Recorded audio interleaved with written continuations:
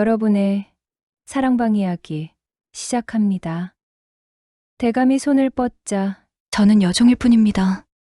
조선 후기 한양의 중심에 자리 잡은 화려한 저택. 이곳은 조선의 고위 관직을 지냈던 이 대감이 살고 있는 곳이었습니다. 그는 젊은 시절부터 뛰어난 재능과 정치적 수완으로 높은 자리에 올랐고 은퇴 후에도 막대한 재산과 권력을 유지하며 한양 사대부들 사이에서 존경과 두려움을 동시에 받고 있었습니다. 이곳은 조선의 고위 관직을 지냈던 이 대감이 살고 있는 곳이었습니다. 이곳은 조선의 고위 관직을 지냈던 이 대감이 살고 있는 곳이었습니다. 그의 저택은 크고 웅장했으며 수십 명의 하인과 여종들이 각자의 역할을 맡아 분주히 움직이고 있었습니다. 이 저택에서 가장 눈에 띄는 여종이 있었으니 그녀의 이름은 연희였습니다. 연희는 고운 얼굴과 단아한 태도로 저택 사람들의 관심을 받았고 특히 그녀의 큰 눈과 조용한 미소는 보는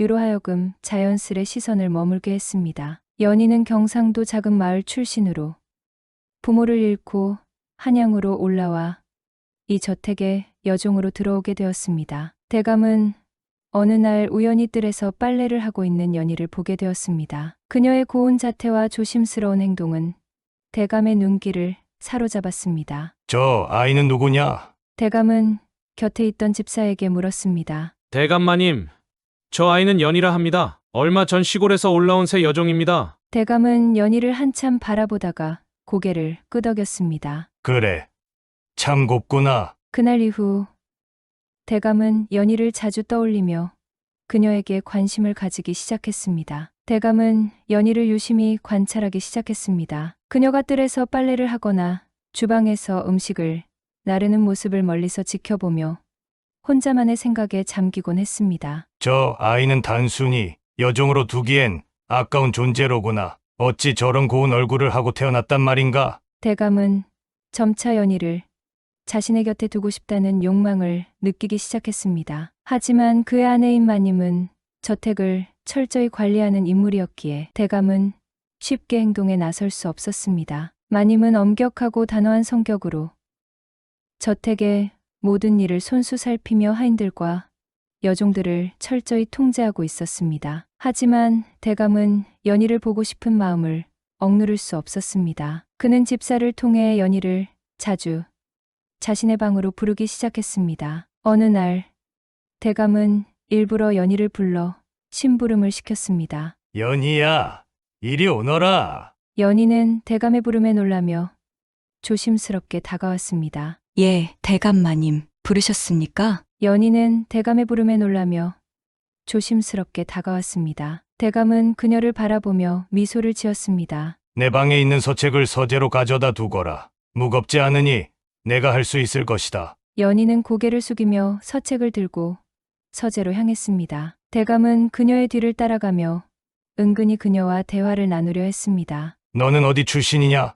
부모는 무엇을 하시느냐? 연희는 조심스럽게 대답했습니다. 저는 경상도 작은 마을에서 올라왔습니다. 부모님은 농사를 지으시다 돌아가셨습니다. 대감은 그녀의 대답에 고개를 끄덕이며 연희의 순진한 모습에 더욱 끌리게 되었습니다. 대감의 행동은 점점 더 노골적으로 변해갔고 이를 눈치챈 사람이 있었습니다. 바로 대감의 아내인 마님이었습니다. 마님은 대감이 연희를 유독 자주 부르고 그녀에게 특별히 친절하게 대하는 것을 이상하게 여겼습니다. 대감은 평소 하인들에게 관심을 두는 사람이 아니었기 때문에 그의 행동은 더욱 의심스러웠습니다. 대감께서 왜 저 여종에게만 그렇게 신경을 쓰시는 걸까? 마님은 하인들에게 은밀히 물었습니다. 연희라는 아이가 대감마님께 무슨 특별한 일을 한 것이냐? 하인들은 대답을 망설였지만 일부는 대감이 연희를 유심히 바라보는 모습을 보았다고 말했습니다. 마님은 이를 듣고 더욱 의심을 품게 되었습니다. 연희는 대감의 관심이 점점 부담스러워졌습니다. 처음에는 그저 자신이 일을 잘 못해서 꾸중을 들을까 걱정했지만 시간이 지나면서 대감의 시선이 단순한 관심이 아니라는 것을 깨달았습니다. 대감마님께서 왜 저를 이렇게 자주 부르시는 걸까요? 제가 뭘 잘못한 걸까요? 연희는 같은 여종인 옥분에게 고민을 털어놓았습니다. 옥분은 연희의 말을 듣고 심각한 표정을 지으며 말했습니다. 조심해야 해. 대감마님께 눈에 띄는 건 좋은 일이 아니야. 괜히 잘못 엮였다가는 너만 다칠 수도 있어. 연희는 옥분의 말을 듣고 더욱 불안해졌습니다. 대감은 마님의 눈을 피해 연희에게 더욱 노골적으로 접근하기 시작했습니다. 그는 연희가 뜰에서 일을 하고 있을 때 일부러 다가가 말을 걸곤 했습니다. 연희야, 저녁에 내 방으로 와서 차를 준비해라. 내가 너와 할 이야기가 있다. 연희는 대감의 명령에 어쩔 수 없이 고개를 끄덕였지만 마음속으로는 두려움에 떨고 있었습니다. 그녀는 옥분에게 다시 도움을 요청했습니다. 옥분아, 나 정말 어떻게 해야 할지 모르겠어. 대감마님께서 저녁에 방으로 오라고 하셨어. 옥분은 연희의 손을 잡으며 말했습니다. 내가 혼자 가지 마. 내가 몰래 따라가서 너를 지켜볼게. 하지만 절대 대감마님을 거스르지는 마. 그건 더 큰 화를 부를 거야. 연희가 대감의 방으로 가던 날 마님은 이를 눈치채고 하인을 시켜 몰래 지켜보게 했습니다. 마님은 연희와 대감의 관계를 확실히 알아내기 위해 직접 행동에 나서기로 결심했습니다. 연희가 대감의 방에 들어간다면 그 즉시 나에게 보고하라.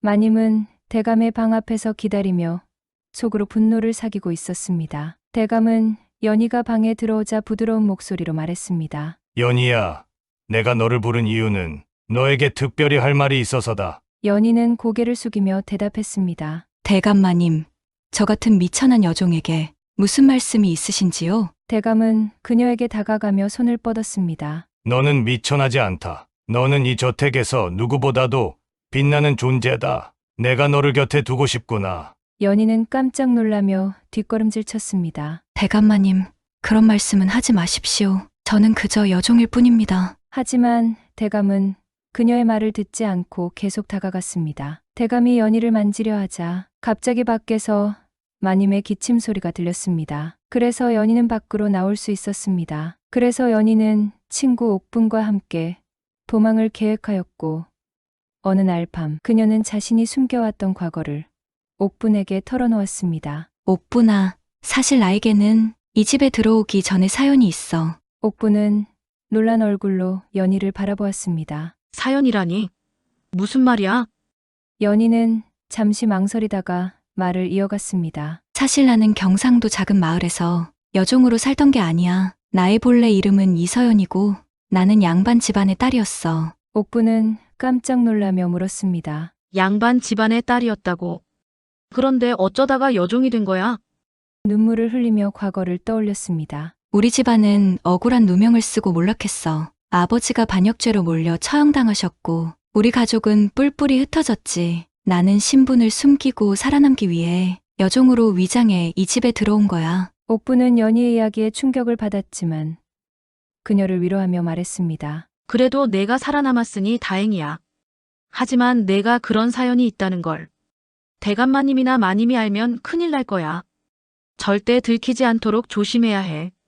연희는 고개를 끄덕이며 결심했습니다. 그래서 더더욱 이 집을 떠나야 해. 내 과거가 드러나면 나뿐만 아니라 너도 위험에 처할 거야. 한편 대감 역시 연희를 향한 집착을 키워가던 중 그녀를 보며 묘한 기시감을 느꼈습니다. 저 아이 어디서 본 듯한 얼굴인데. 대감은 연희의 얼굴을 떠올리며 기억을 더듬었습니다. 그러다 문득 과거 자신이 관직에 있던 시절 억울하게 처형당했던 한사대부 가문의 딸과 연희의 얼굴이 겹쳐졌습니다. 설마 저 아이가 그 집안의 딸인가? 대감은 서둘러 과거 사건을 조사하기 시작했습니다. 그는 연희의 출신지를 알아내기 위해 하인들에게 명령을 내렸고 결국 연희가 몰락한 이서연이라는 사실을 알게 되었습니다. 아, 이렇게 우연히 다시 만날 줄이야. 그때 그 가문이 내게 어떤 굴욕을 안겼는지 모를 일이겠지. 대감은 과거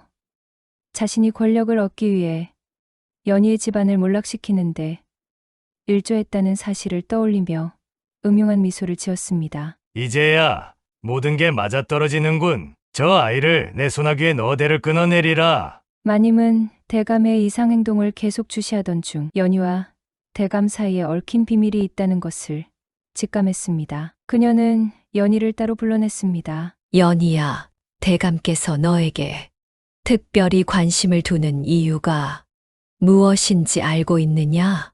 연희는 고개를 저으며 대답했습니다. 마님, 저는 정말로 아무것도 모릅니다. 그저 대감마님께서 저를 부르셔서 심부름을 시키신 줄로만 알았습니다. 하지만 마님은 연희의 눈빛에서 무언가 숨기고 있다는 것을 느꼈습니다. 그녀는 조용히 연희를 압박했습니다. 너는 단순한 여종이 아니구나. 내 과거에 무슨 일이 있었는지 나에게 말해라. 그렇지 않으면 내가 직접 조사할 것이다. 연희는 끝내 마님에게 자신의 과거를 털어놓았습니다. 마님, 사실 저는 몰락한 양반 가문의 딸입니다. 제 아버지는 억울하게 반역죄로 처형당하셨고 저는 신분을 숨기고 살아남기 위해 여종으로 위장했습니다. 마님은 연희의 이야기를 듣고 깊은 생각에 잠겼습니다. 이 아이가 그런 사연을 가지고 있었다니 대감이 저 아이에게 집착하는 이유가 분명히 있겠구나.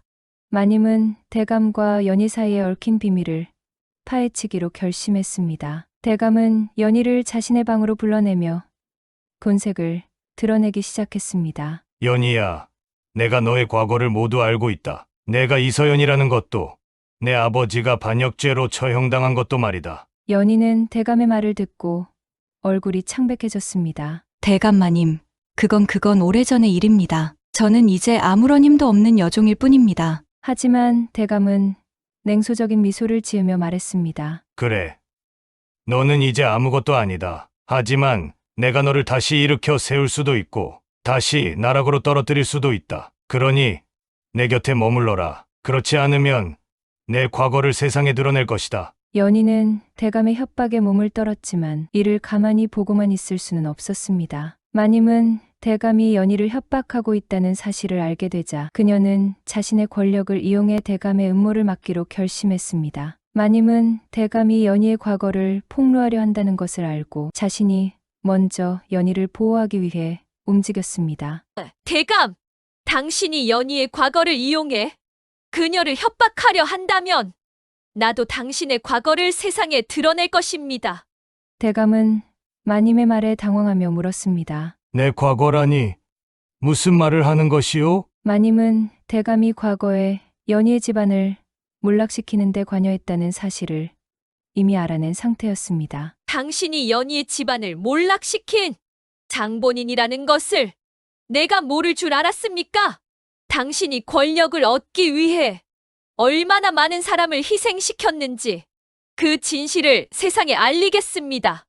대감은 마님의 단호한 태도에 더 이상 말을 잇지 못했습니다. 연희는 마님의 도움으로 저택을 떠날 기회를 얻게 되었습니다. 하지만 그녀는 떠나기 전에 대감과 마님 앞에서 마지막으로 말을 남기기로 결심했습니다. 대감마님, 마님, 저는 이 집을 떠나 제 삶을 새롭게 시작하려 합니다. 하지만 떠나기 전에 한 가지 말하고 싶습니다. 대감마님, 당신은 제 가족을 파멸시켰지만 저는 당신을 원망하지 않습니다. 대신 당신이 앞으로 더 이상 다른 사람의 삶을 망치지 않기를 바랍니다. 대감은 연희의 말을 듣고 아무 말도 하지 못했습니다. 연희는 마님의 도움으로 한양을 떠나 먼 시골 마을로 향했습니다. 그녀는 새로운 이름으로 새로운 삶을 시작하며 평화를 되찾았습니다. 구독과 좋아요, 알림 설정은 사랑방 이야기의 사랑입니다.